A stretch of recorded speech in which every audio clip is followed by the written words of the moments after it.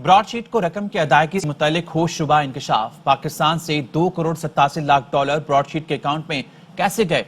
बरतानिया में Pakistani high commission का अहम खत मंजर-ए-आम पर आ गया। नैब के ज़रिए इस्तेमाल हाई कमीशन बैंक अकाउंट से भारी रकम अदा हुई। यूबीएल अकाउंट में $26 मिलियन थे, बाकी रकम रातों रात भेजी गई।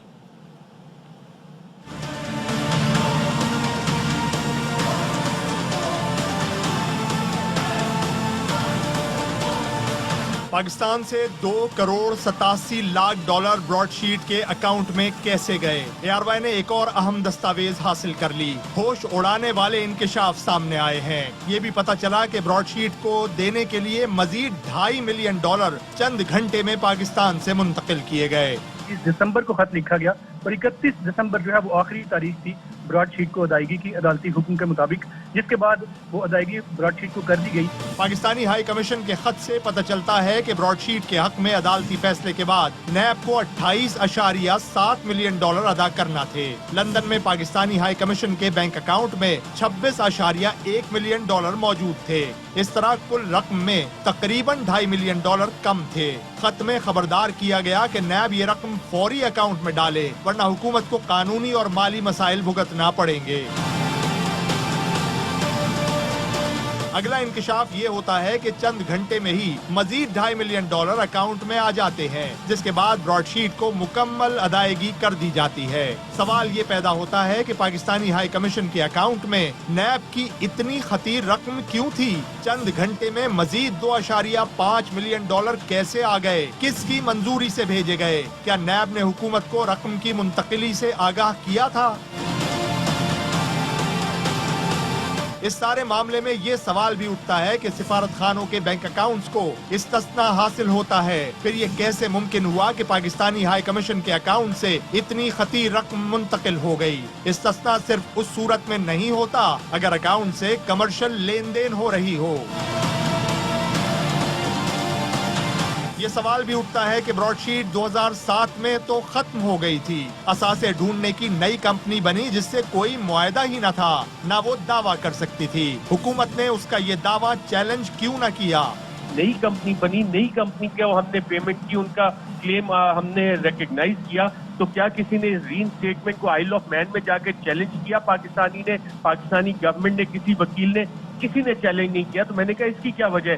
कहते हैं कि जनाब जब क्लेम सेटल होगा, पैसे आएंगे तो उसके बाद ही सबको हिस्से मिलेंगे।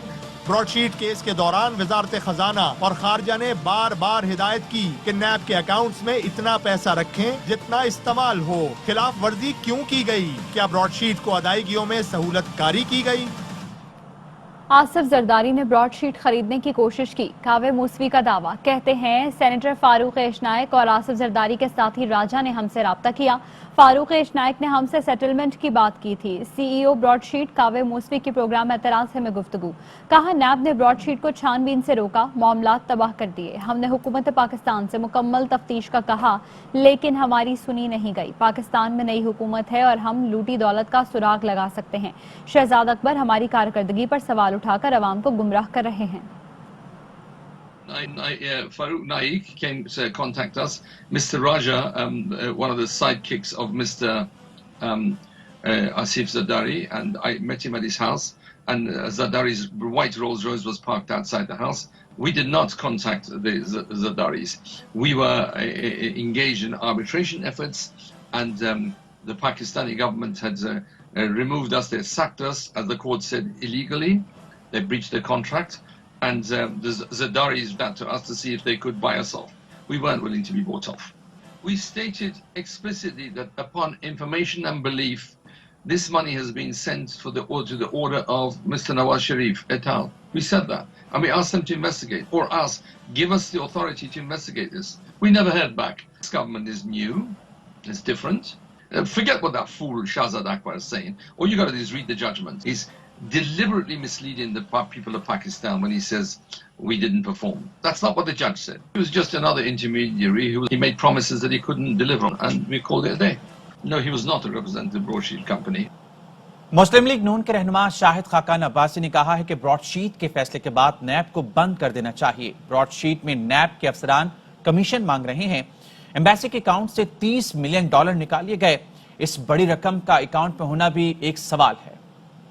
शीट के अंदर नैब के अफसर कमीशन मांग रहे हैं। एम्बेसी के अकाउंट से इस मुल्क का $30 मिलियन, $4.5 अरब रुपए से ज्यादा बनता है, वो निकाला जाए कि एम्बेसी के अकाउंट में $30 मिलियन होना भी एक बहुत बड़ा सवाल है।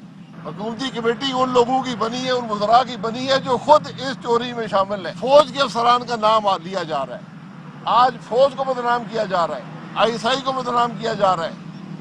ये नैब की हकीकत है कि दूसरों पर इल्जाम लगाने वाले आज खुद कटहरे में खड़े हैं, लेकिन अफसोस इस बात का है कि उनसे पूछने वाला कोई नहीं है। एक दिन इस मुल्क के अवाम पूछेंगे।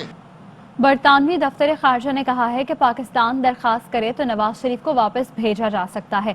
बरतानवी दफ्तर खारजा ने यह बात शहरी खालिद लोधी के खत के जवाब में कही। शहरी खालिद लोधी ने बरतानवी दफ्तर खारजा, मेंबरान पार्लियामान, वजीर आजम और वजीर दाखिला को खत लिखा था, जिसमें कहा गया था नवाज शरीफ पाकिस्तान में सजा याफ्ता हैं, उन्हें वापस भेजा जाए।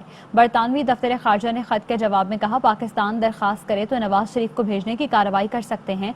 बरतानवी दफ्तर खारजा ने यह भी कहा है कि पाकिस्तान के साथ मुल्जिमान की हवालगी का मुआहदा नहीं, ताहम पाकिस्तान दरखास्त करे तो कानून के मुताबिक नवाज शरीफ को वापस कर सकते हैं। बगैर मुआहदे के माजी में भी हवालगियां की जा चुकी हैं। बरतानवी मेंबर पार्लियामेंट स्टेफन टिम्स ने भी नवाज शरीफ को वापस भेजने के हवाले से बरतानवी वजीर आजम से खत में इस्तफसार किया था।